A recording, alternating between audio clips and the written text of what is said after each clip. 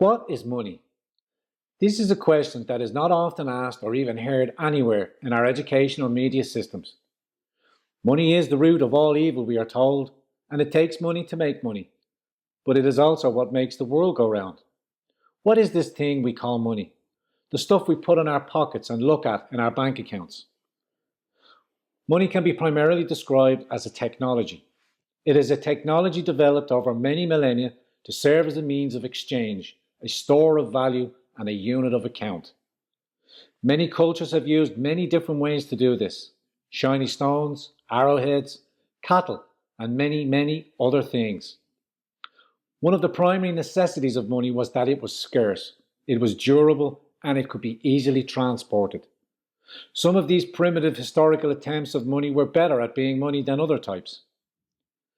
This is why it is made of scarce precious metals or things that were just hard to get. People who lived in the mountains used seashells as money, and people who lived near the coast used rocks from distant inland volcanoes as their money. This meant that the new money would not be brought into the community without a great deal of difficulty, and this scarcity allowed the money to serve as a store of wealth.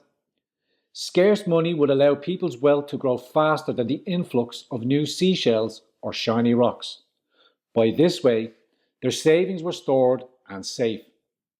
People work and get paid in money, and the money represents their stored up spiritual expenditure, their blood, sweat, and tears. An expenditure of time and labour is the spending of the one true scarce commodity that all humans have, and that is their time. We all have a finite amount of time on this planet, and we convert an amount of that time into labour for monetary reward.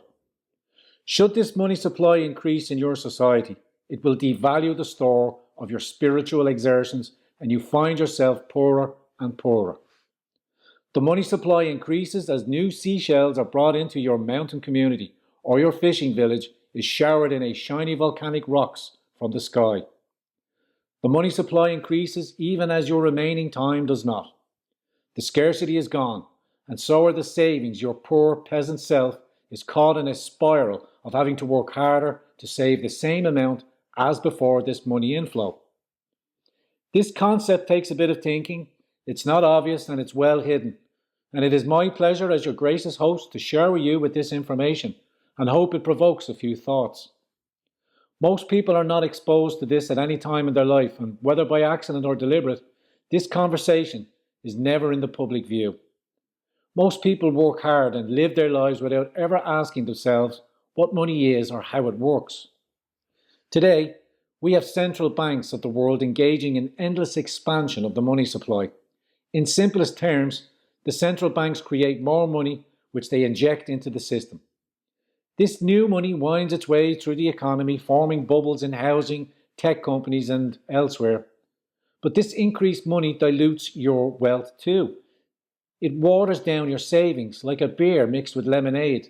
Your spiritual store of labour, which you thought was safe, is now reduced by some amount. The pint glass might look full, but the actual authenticity of the beverage is lessened. This increase in the money supply is called inflation, and it is always and everywhere a phenomenon connected to how much money is being created.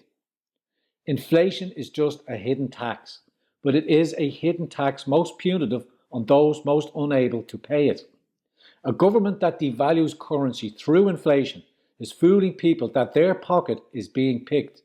It's being picked in a roundabout way that's well hidden, but a picked pocket it is nonetheless. So where did this money mysteriously evaporate from your pocket go?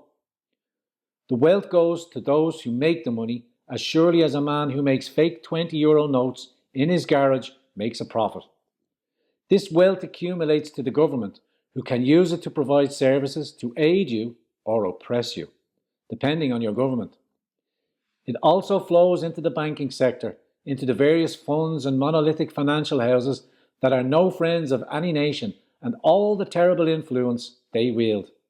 It also flows to the big tech companies, who are an increasingly powerful force in politics and censorship. The solution to this is a return to money that is not in the control of any person or institution. The power to print new money is too great a temptation. For our society to prosper, we need to return to a scarce and sound money. Traditionally, this was a gold or silver standard, but it may be that cryptocurrency, as it is designed to be the most scarce commodity we have and highly suitable for money, that, my friend, is a whole other story, and one I will tell you in due course. Till then, stay clear of the counterfeiters. Wuss.